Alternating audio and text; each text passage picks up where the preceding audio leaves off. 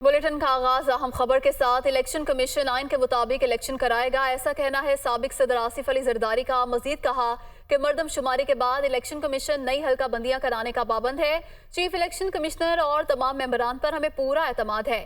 मुल्क इस वक्त मुआशी बहरान से गुजर रहा है। हम सबको सियासत की बजाय मईशत की फिक्र पहले करनी चाहिए। इलेक्शन कमीशन आइन के मुताबिक इलेक्शन कराएगा। साबिक सदर आसिफ अली जरदारी की जानिब से कहा गया है कि मर्दमशुमारी के बाद इलेक्शन कमीशन नई हल्का बंदियां कराने का पाबंद है। चीफ इलेक्शन कमिश्नर और तमाम मेंबरान पर हमें पूरा एतमाद है।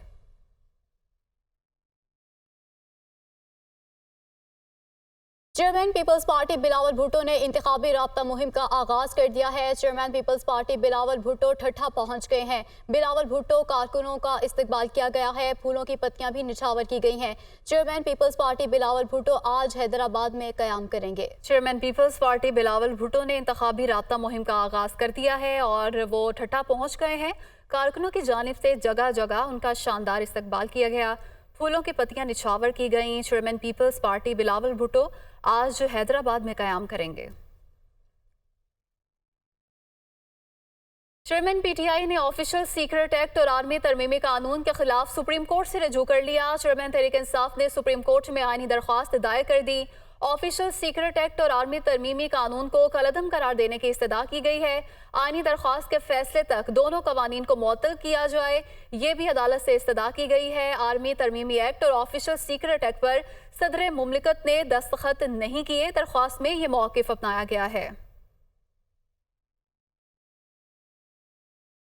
चेयरमैन पीटीआई के खिलाफ लॉन्ग मार्च तोड़फोड़ का ये केस है। चेयरमैन पीटीआई की अदालत में प्रोडक्शन के लिए सुप्रिंटेंडेंट अटक जेल से जवाब तलब कर लिया गया है। चेयरमैन पीटीआई की जानिब से दायर दरख्वास्त बरियत पर फ्रीकैन को नोटिस जारी कर दिया गया। चेयरमैन पीटीआई के खिलाफ लॉन्ग मार्च तोड़फोड़ केस की समाअत हुई है।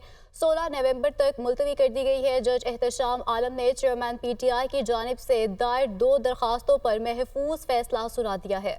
2 दरख्वास्तों पर महफूज फैसला सुना दिया गया है। अब समाअत 16 नवंबर को होगी।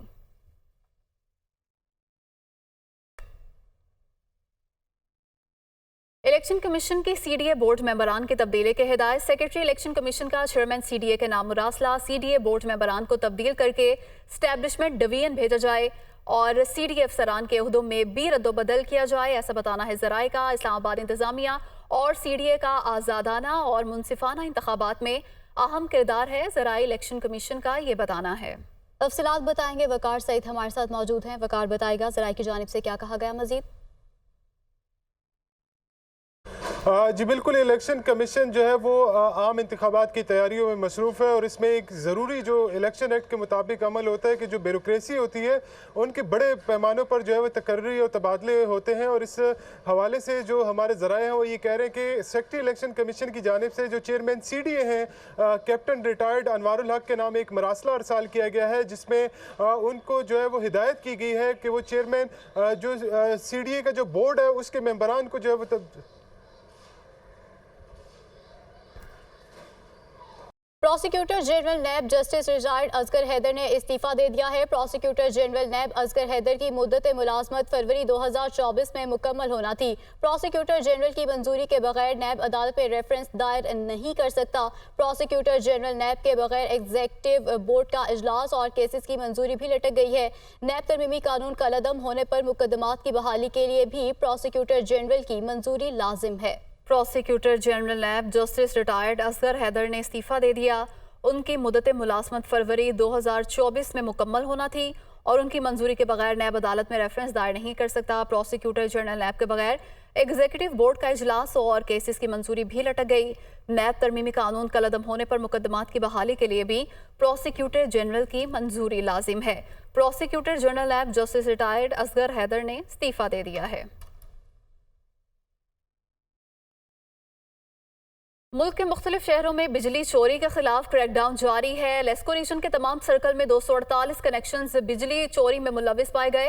तर्जुमान लेस्को का ये बताना है बिजली चोरों के खिलाफ 141 FIRs दर्ज हो चुकी हैं। तर्जुमान की जानिब से ये तफसीलात भी फराहम की गई हैं। ओकाड़ा में बिजली चोरी में मुलविस लेस्को एहलकार गिरफ्तार।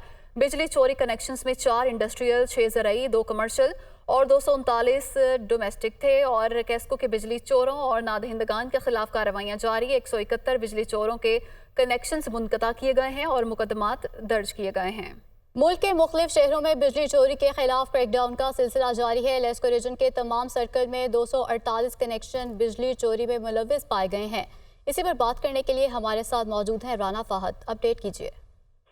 जी बिल्कुल, वफाकी हुकूमत की हिदायत पर आज छुट्टी के रोज भी जो है वो लेस्को इंतजामिया की जानिब से लेस्को रीजन में बिजली चोरों के खिलाफ जो है वो कार्रवाई की जा रही हैं। आज तीसरे रोज भी जो है वो चीफ एग्जीक्यूटिव लेस्को की हिदायत पर कार्रवाई की गई है और कार्रवाई के दौरान जो है वो 248 कनेक्शन से जो है वो बिजली चोरी पकड़ी गई है। लेस्को की जानिब से तमाम कनेक्शन जो है वो मुनक़ता कर दिए गए हैं, जबकि तमाम बिजली चोरों के खिलाफ मुकदमा दर्ज करने की दरख्वास्तें भी जो है वो मुतलका थानों में दायर कर दी गई हैं, जिनमें से 141 जो है वो FIR दर्ज हो चुकी हैं। ओकाड़ा में एक लेस्को एहलकार जो कि बिजली चोरी में मुलव्वस था, उसको भी गिरफ्तार कर लिया गया है और उसके खिलाफ मुकदमा दर्ज करवा दिया गया है।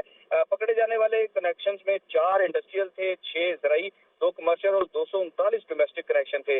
तर्जमान लेस्को का कहना है कि लेस्को की जानिब से जो है वो कार्रवाइयों का सिलसिला 3 रोज से जारी है और मजबूरी तौर पर लेस्को रीजन में 3 दिन के ऑपरेशन के दौरान कुल 790 कनेक्शन जो है उनको बिजली चोरी करते हुए पकड़ा गया है। 788 बिजली चोरों के खिलाफ FIR दर्ज के लिए जो है वो दरख्वास्तें जमा करवा दी गई हैं, जबकि दरख्वास्तें जमा करवा दी गई हैं। फाहद अपडेट कर रहे थे, बहुत शुक्रिया आपका। लाहौर में मेट्रो बस हादसे का शिकार हो गई है। 8 खातीन जख्मी में हॉस्पिटल उन्हें मुंतकिल कर दिया गया है। मेट्रो बस ट्रैक पर जंगले के टूटे लोहे के रोड से टकरा गई। एनी शाहिद की जानिब से बताया गया है मेट्रो बस का हादसा जनाजगाह स्टेशन के करीब पेश आया। तफसीलात जानते हैं नुमाइंदा ज़ैनुल आबिदीन से। ज़ैनुल आबिदीन, बताइएगा कैसे पेश आया ये हादसा? शादरा से लेके गज्जूमता तक चलने वाली जो मेट्रो बस है ये हादसे का शिकार हो गई है और मेट्रो बस का ये हादसा मेट्रो ट्रैक पर जनाजगाह स्टेशन के करीब पेश आया। मुसाफिरों से जब बात हुई तो उनकी जानिब से ये बताया गया है कि मेट्रो बस के ट्रैक पर जो जंगले के टूटे हुए लोहे के राड थे बस उनसे टकरा गई, जिसके बाद ये बस बेकाबू हो गई और मेट्रो ट्रैक पर ही लगा जो हिफाजती जंगला था उससे ये जाकर बस टकरा गई। इस बस के हादसे के नतीजे में 8 जो खवातीन हैं जो कि मेट्रो बस में सवार थी उनके जख्मी होने की इतलात मौसूल हो रही हैं, जिनको तिब्बी इमदाद के लिए न्यू हॉस्पिटल बदरिया रेस्क्यू शिफ्ट कर दिया गया है। ताहम जो बस है उसको निश्तर टाउन डिपो में खड़ा कर दिया गया है और मास ट्रांजिट अथॉरिटी की जानिब से ये जो हादसा पेश आया है इसके ऊपर तहकीकात का आगाज भी कर दिया गया है। तहकीकात का आगाज भी कर दिया गया है। ज़ैनुल आबिदीन, बहुत शुक्रिया। आपको बताएं कि चेयरमैन PTI ने ऑफिशियल सीक्रेट एक्ट और आर्मी तरमीमी कानून के खिलाफ सुप्रीम कोर्ट से रुजू कर लिया है। चेयरमैन तहरीक इंसाफ ने सुप्रीम कोर्ट में आईनी दरख्वास्त दायर कर दी है। इसी हवाले से बात करेंगे माहिर कानून हाफिज एहसान अहमद हमारे साथ मौजूद हैं। सर, बहुत शुक्रिया आपके वक्त का।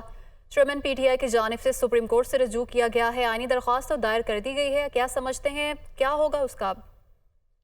बिस्मिल्लाहिर्रहमानिर्रहीम, बहुत शुक्रिया कि आपने मौका दिया। सबसे पहले तो ये है कि इस प्रोसेस के अंदर अगर कोई अग्रीव शख्स है तो वो प्रेसिडेंट ऑफ पाकिस्तान है कि प्रेसिडेंट ऑफ पाकिस्तान ने ये कहा कि मैंने साइन नहीं किए या मैंने ये कहा था कि वापस भिजवाएं, तो अगर ग्रीवेंस इस चीज के अंदर है तो वो प्रेसिडेंट ऑफ पाकिस्तान को है। किसी पॉलिटिकल पार्टी को ये ग्रीवेंस नहीं है कि वो इन सारी चीजों को अदालत के अंदर लेके जाए। एक इसका ये एस्पेक्ट है।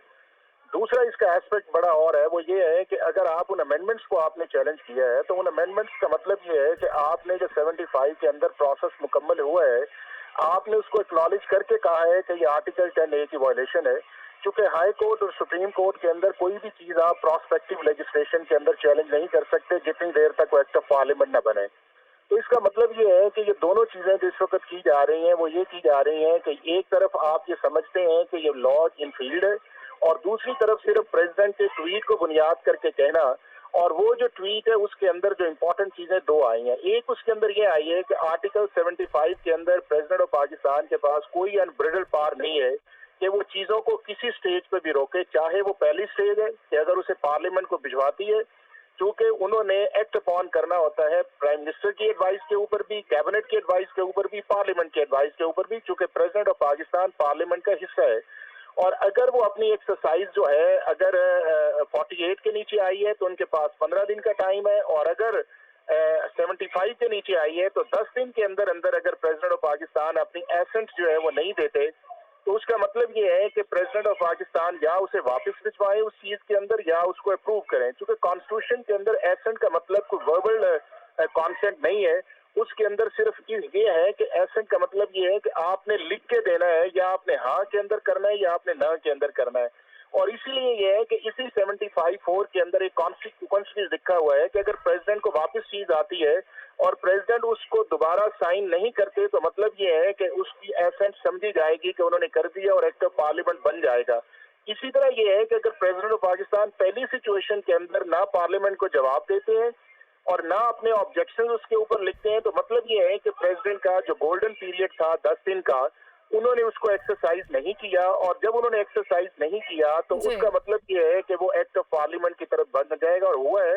اور اس چیز کا بھی یہ ہے کہ سیکرٹری جو پریزیڈنٹ کی ایک اسٹیٹمنٹ بھی آئی تھی اور انہوں نے یہ کہا تھا کہ 2 تاریخ کو آیا پریزیڈنٹ ہاؤس کے اندر بل آیا اور 8 کو آیا، اور پریزیڈنٹ 2 کو 8 کو آیا. حافظ صاحب ساتھ ہی موجود رہیے گا. سابق اٹارنی جنرل اشرف صاحب نے بھی ہمیں جوائن کیا. سر بہت شکریہ آپ کے وقت کا.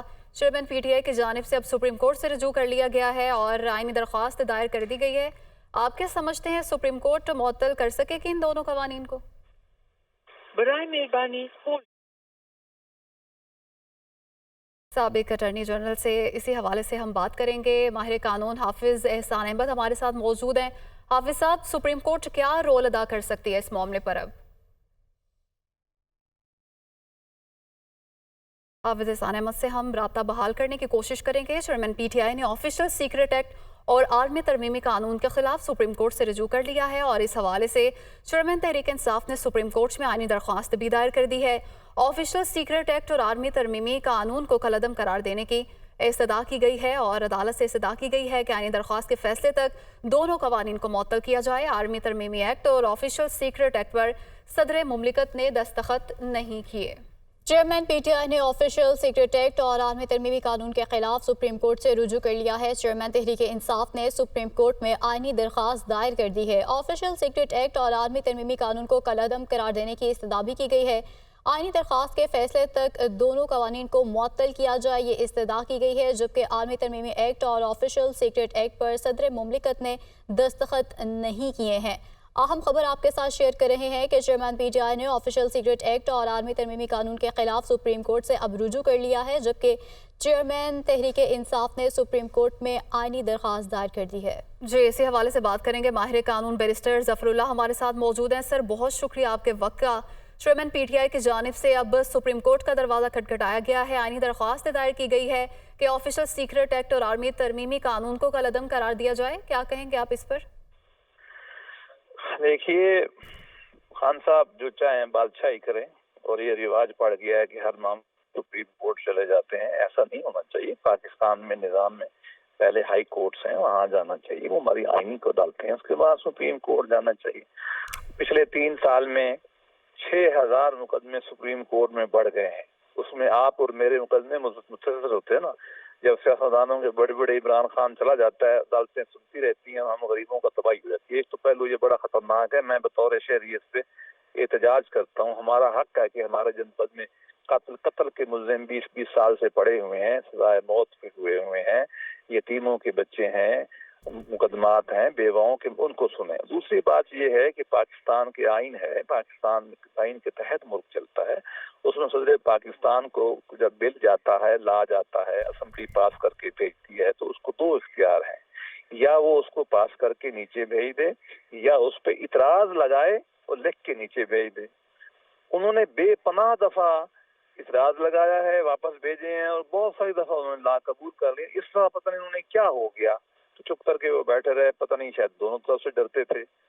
اب وہ قانون کا کامن سینس یہ ہے کہ جو آپ سنا ہوگا، ہمارے گاؤں میں مثال دیتے ہیں کہ جو بچی کا نکاح ہو رہا ہوتا ہے، اگر وہ اعتراض نہ کرے جب، تو اس کو قبول شمار کیا جاتا ہے. Silence is approval. خاموشی نیم رضا ہے. تو قانون یہ کہتا ہے، صدر صاحب کے پاس 10-12 دن تھے، انہوں نے سائن نہیں کیے، نہ ریجیکٹ کیا. انہوں نے ریجیکٹ کیا. بیرسٹر ظفر اللہ ماہر قانون ہمارے ساتھ موجود تھے. بہت شکریہ دنیا نیوز سے بات کرنے کے لیے.